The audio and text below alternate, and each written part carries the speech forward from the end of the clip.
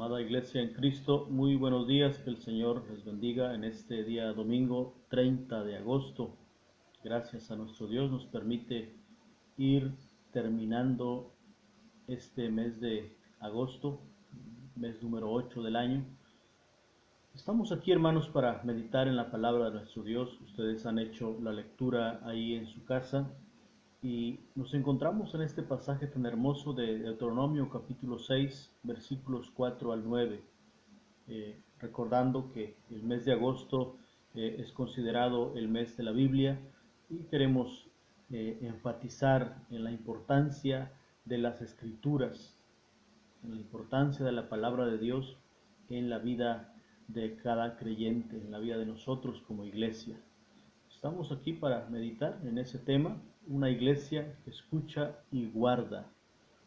Permítanme, hermanos, leer la porción de la Escritura en esta mañana. Y la palabra del Señor dice en los versículos 7 y 8, dice: y las repetirás a tus hijos y hablarás de ellas estando en tu casa y andando por el camino y al acostarte y cuando te levantes.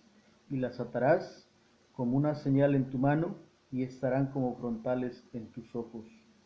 El versículo 4 dice, el versículo 6 dice: y esas palabras que yo te mando hoy estarán sobre tu corazón. ¿Alguna vez han escuchado, hermanos, alguna vez han escuchado que alguien diga o exprese que la Biblia contiene palabra de Dios? La Biblia contiene palabra de Dios. Lo cierto, hermanos, que la Biblia no contiene palabra de Dios. La Biblia no contiene palabra de Dios porque la Biblia es palabra de Dios. Hay mucha diferencia entre decir que la Biblia contiene. Si decimos y creemos que la Biblia contiene palabra de Dios, estamos diciendo que solamente algunas partes de ella o parte de su contenido es palabra de Dios y lo demás no. Si decimos y creemos que la Biblia es palabra de Dios, creemos por fe que desde Génesis 1:1, que dice: en el principio creó Dios los cielos y la tierra, hasta Apocalipsis 22:21, que dice que la gracia del Señor Jesucristo sea con todos nosotros, son y es palabra de Dios, desde el principio a fin. Y así debemos creerla, hermanos. La Biblia es la palabra de Dios. Como dice Pablo a Timoteo, que la Biblia, que la palabra de Dios, que toda escritura, que la escritura ha sido inspirada por Dios y es útil para mejorar, para transformar, para convertir la vida del ser humano a modo de que se presente delante de Dios como un varón perfecto, preparado para toda buena obra. Estamos leyendo, hermanos, este pasaje de Deuteronomio capítulo 6 y en el versículo 4 dice: oye Israel, Jehová nuestro Dios, Jehová uno es. Oye o escucha, Israel. Este pasaje es conocido como la Shema. ¿Y qué es la Shema? La palabra hebrea traducida aquí, esta palabra significa escucha o también recuerda. Escucha, Israel, escucha, pueblo, recuerda, pueblo de Dios, que el Señor, o que Yahweh, que Yahvé, el Señor es nuestro Dios.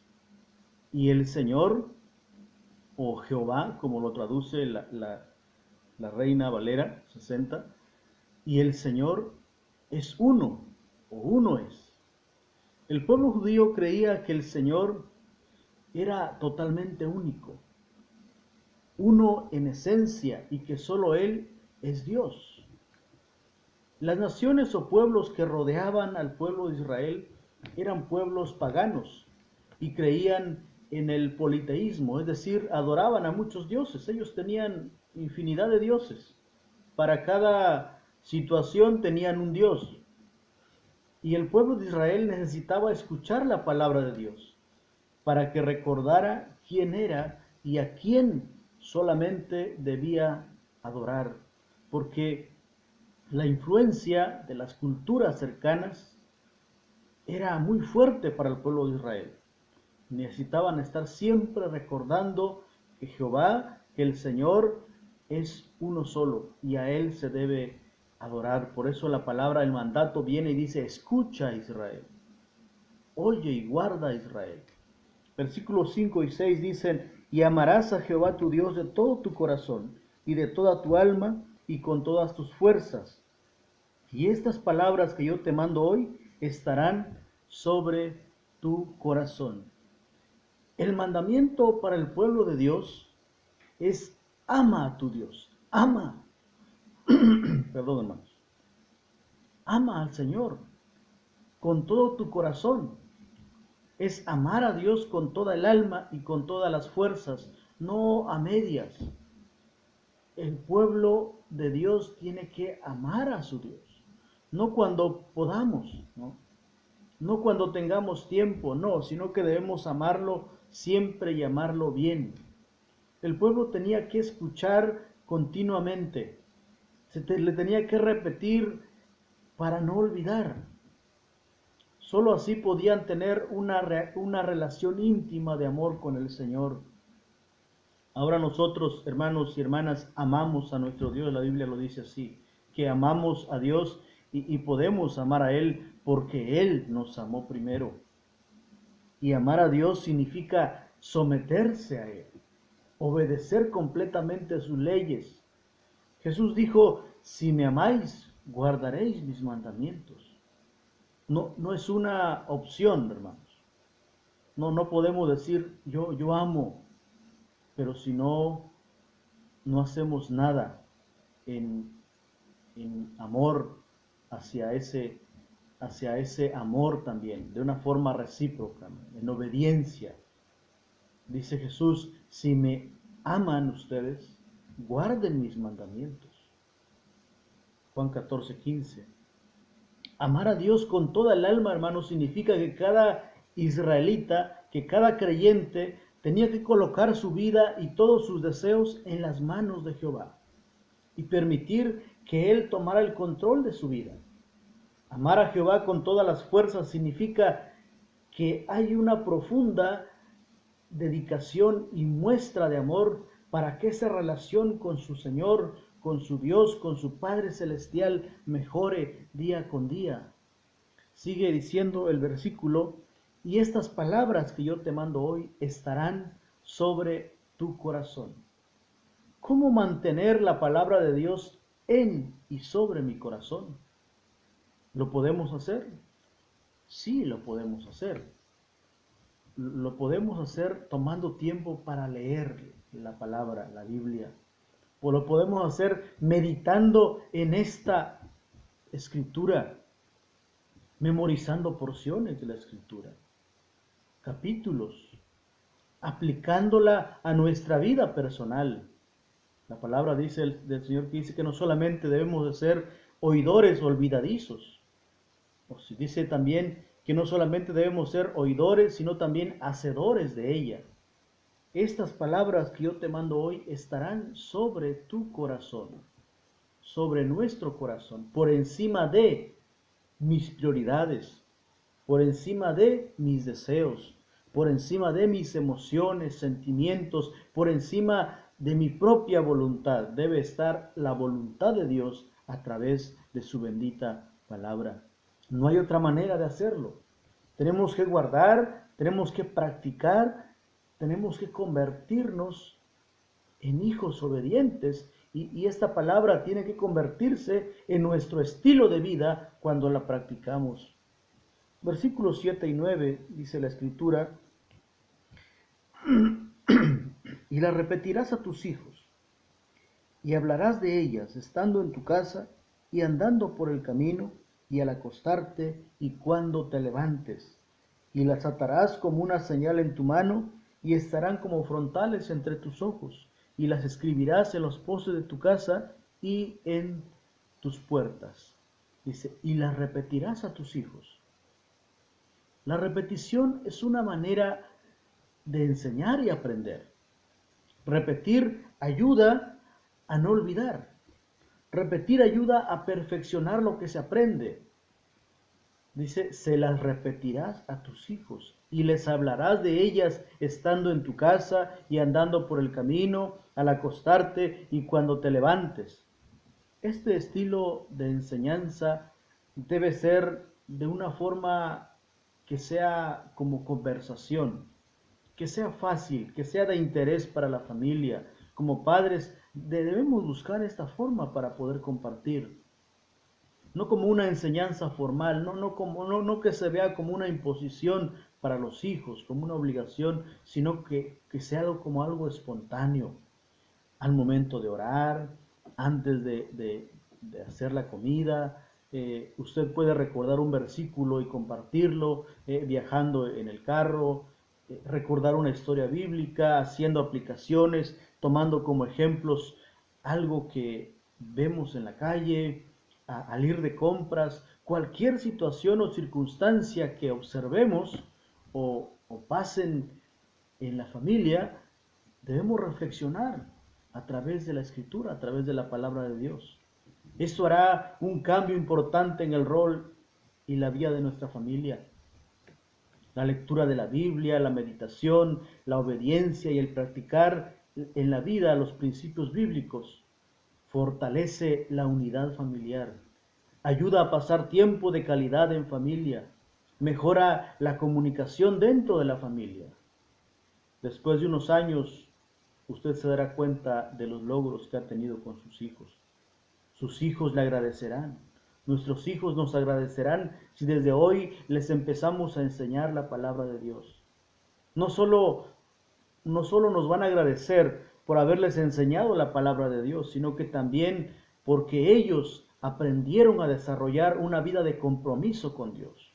Aprendieron a vivir una vida de compromiso con la iglesia.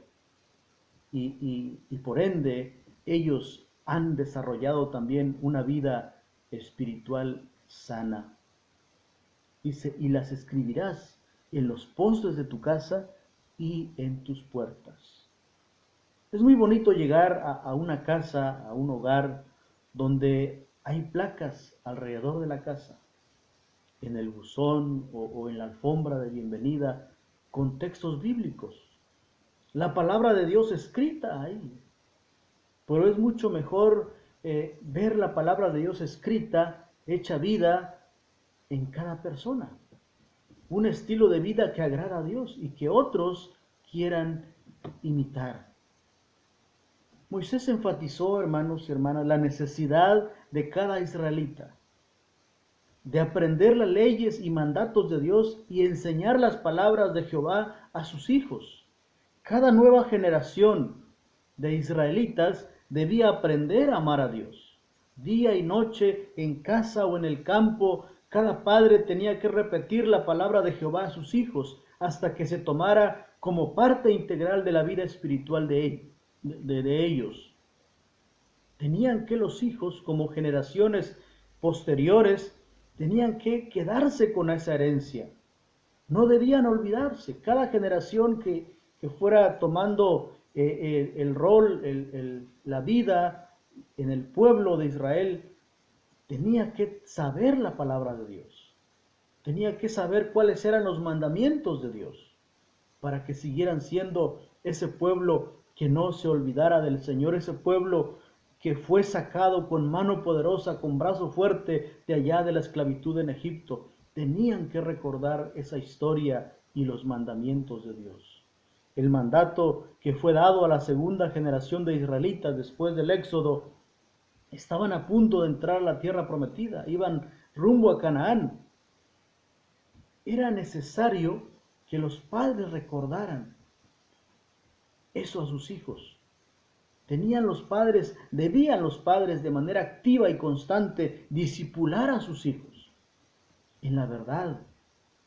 Y hoy en día, hermanos, nosotros también debemos tomar este ejemplo antes que nuestros hijos lleguen a otra etapa de la vida, antes que nuestros hijos vayan a la escuela y se enfrenten con diferentes cosas, con diferentes quizá vicios, dificultades que van a enfrentar en la sociedad donde vivimos. Debemos antes de, como algo previo, una preparación previa, para que ellos se enfrenten y sepan qué hacer cuando se vean involucrados y afectados por esas situaciones.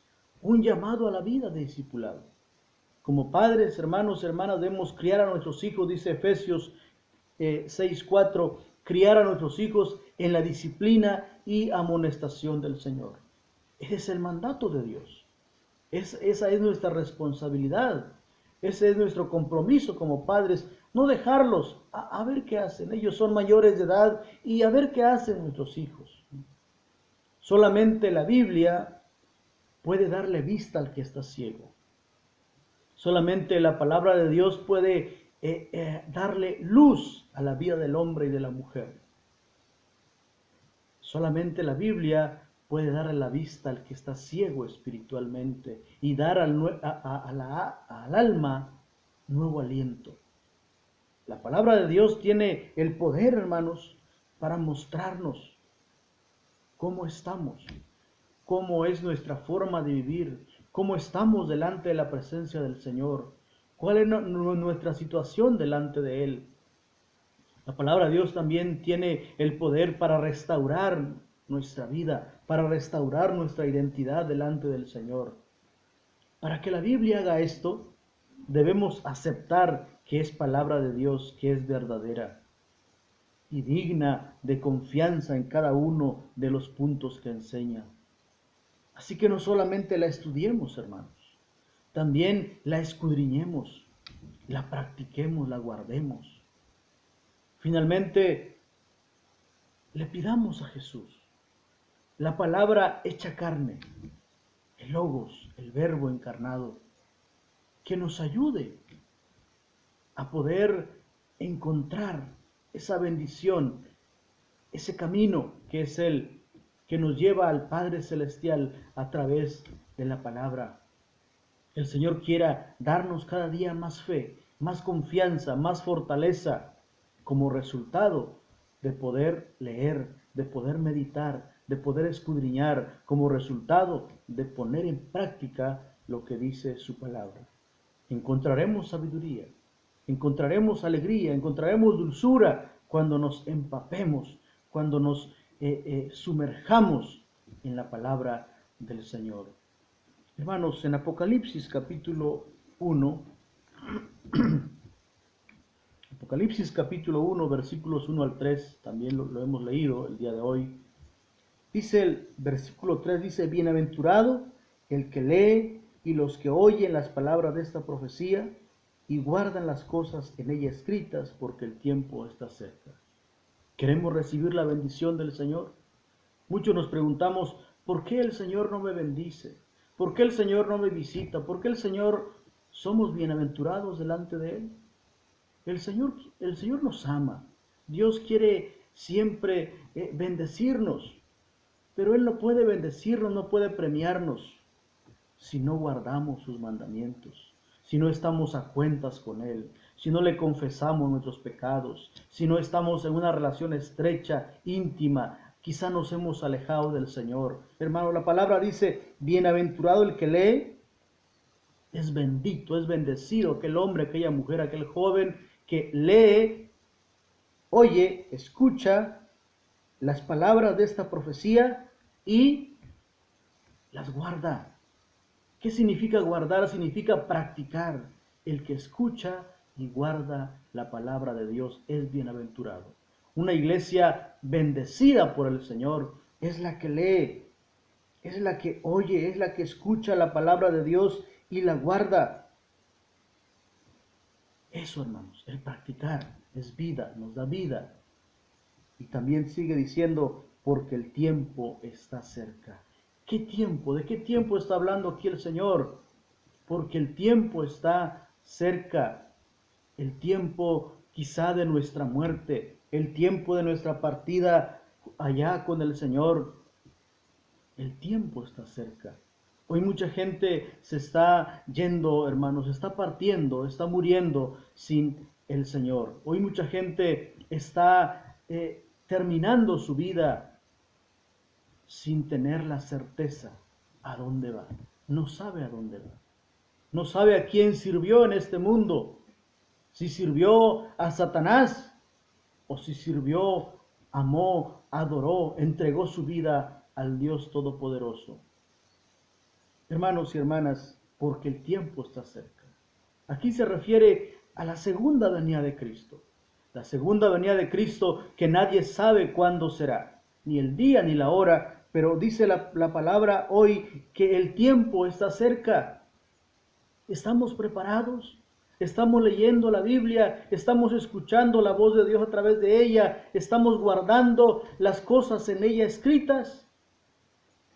Nosotros podemos responder eso ahí en nuestra propia mente y corazón, porque el tiempo está cerca.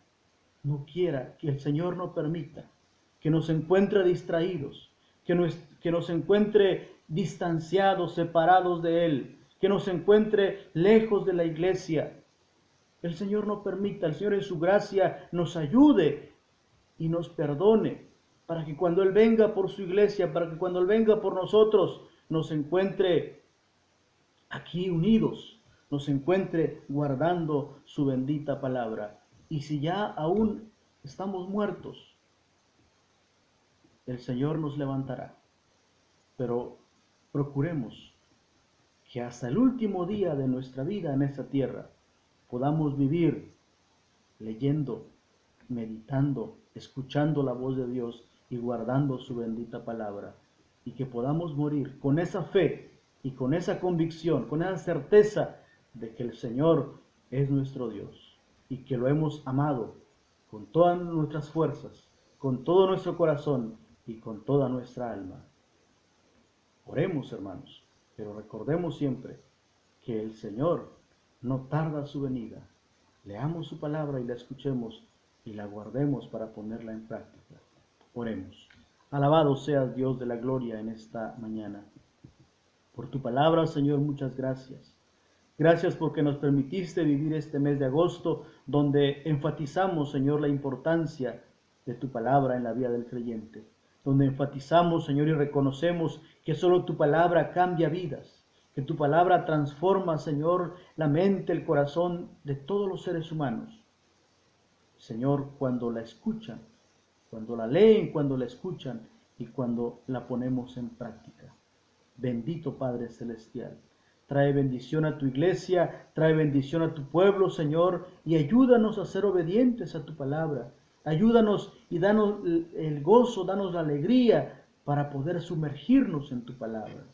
Ayúdanos a leer tu bendita palabra, Señor, a escuchar tu voz y también, Señor, a practicarla. Haz de esto para nosotros un estilo de vida y, Señor, día con día, danos fuerza, aumentanos la fe para que podamos vivir para tu honra y para tu gloria. Guarda tu iglesia en este día y siempre. Te lo pedimos y te lo rogamos en el nombre de Cristo Jesús. Amén.